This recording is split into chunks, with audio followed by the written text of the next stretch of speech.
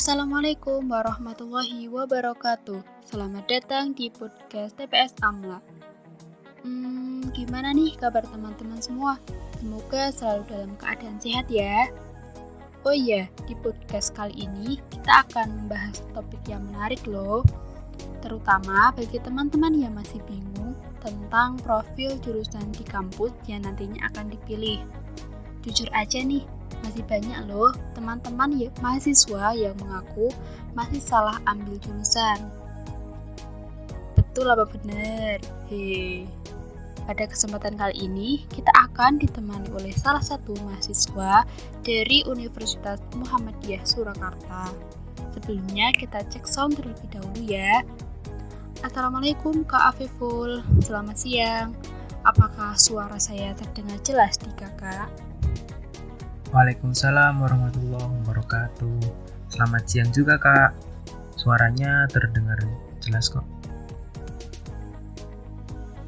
Oke, sebelumnya saya mau kasih tahu nih, tema podcast kali ini adalah tentang mengenal profil jurusan perkuliahan. Tapi pada perbincangan nanti kita akan fokuskan kepada profil jurusan dari narasumber ya.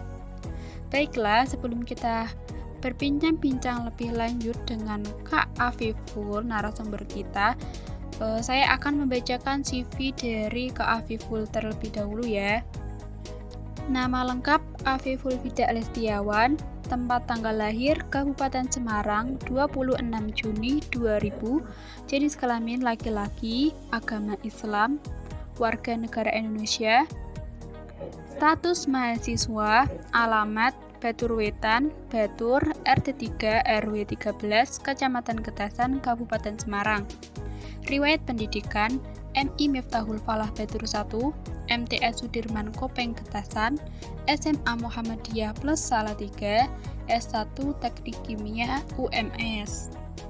Pengalaman organisasi, Ketua Bidang Kajian Dakwah Islam PDIPM Salatiga tahun 2017 sampai 2019, Ketua Bidang Kerohanian Islam OSIS SMA Muhammadiyah Plus Salatiga tahun 2016 sampai 2017, Ketua Bidang Donor Darah PMR SMA Muhammadiyah Plus Salatiga tahun 2016 sampai 2017, Humas Hizbul Waton SMA Muhammadiyah Plus Salatiga tahun 2016 sampai 2017, Staf Subbidang Penerapan Ilmu Teknik Kimia KMTK tahun 2018 sampai 2019, Ketua Departemen Eksternal KMFT UMS tahun 2019 sampai 2020, Ketua Subbidang Penerapan Ilmu Teknik Kimia KMTK tahun 2019 sampai 2020,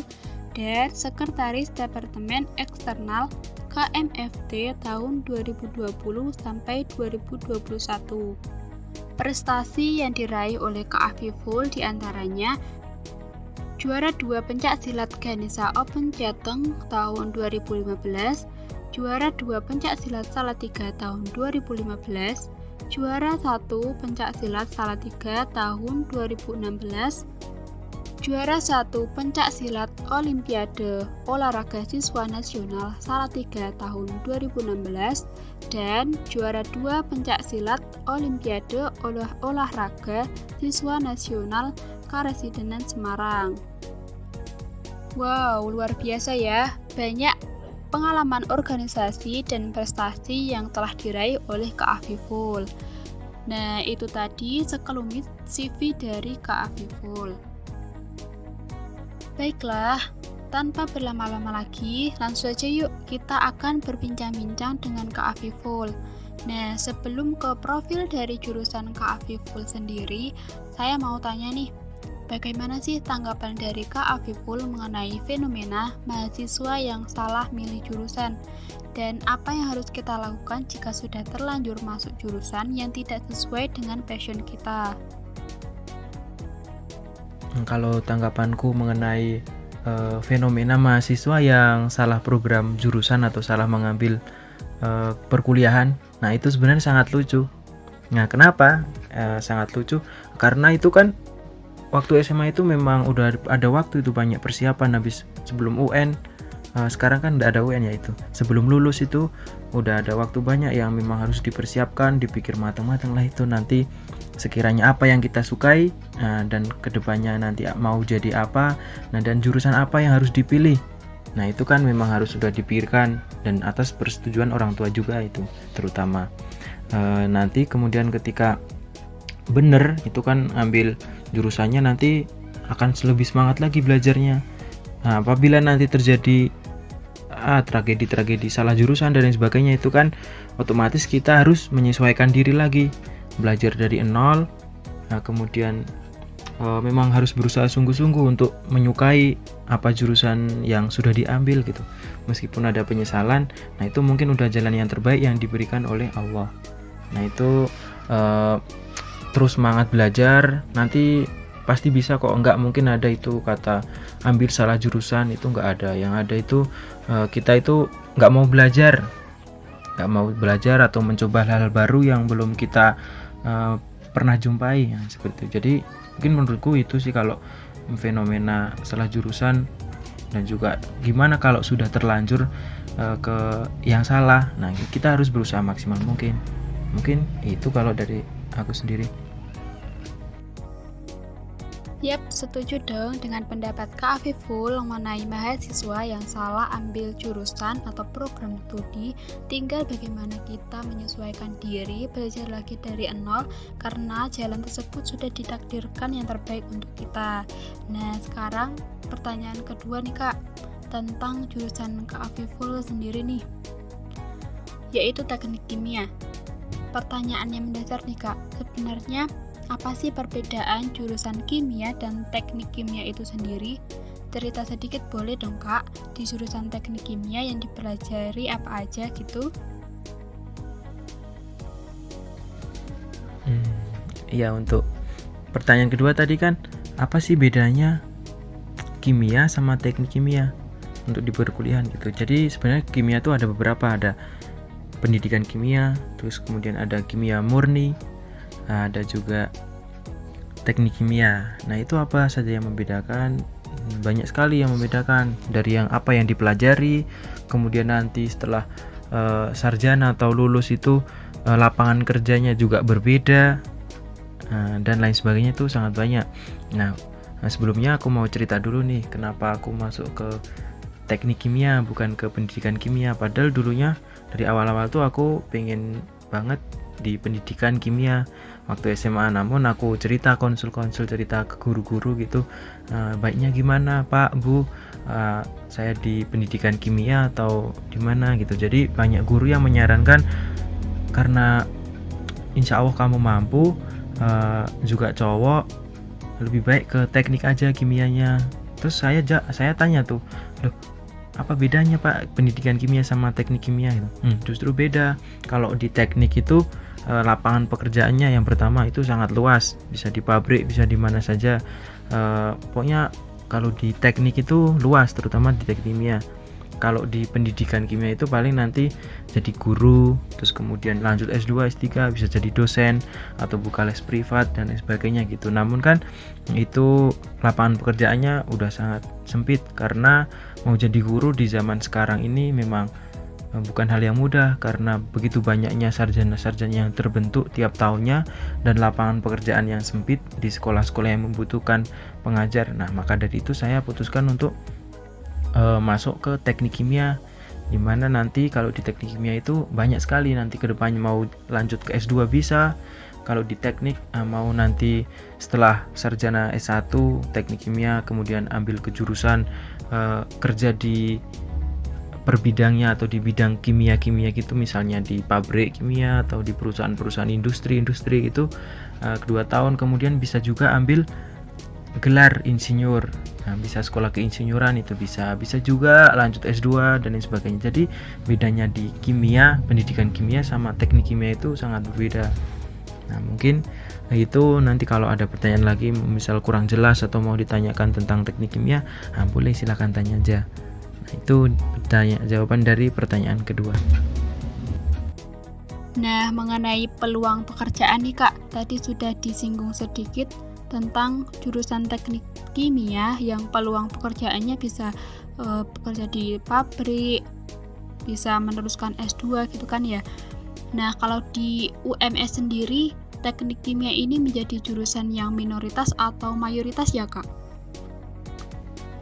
Ya, seperti itu tadi untuk kalau setelah selesai S1 teknik kimia itu lapangan pekerjaannya juga luar biasa banyak, dan juga nanti kedepannya mau lanjut S2 atau keinsinyuran atau seperti apa juga itu punya peluang. Nah, untuk minoritas atau mayoritas teknik kimia di Universitas Muhammadiyah Surakarta, nah itu menurut saya mayoritas, karena untuk jumlah mahasiswanya pun tidak kalah dengan teknik-teknik lain, teknik sipil, teknik arsitek, teknik mesin, teknik industri, teknik elektro. Nah itu tidak kalah dengan itu, bahkan ada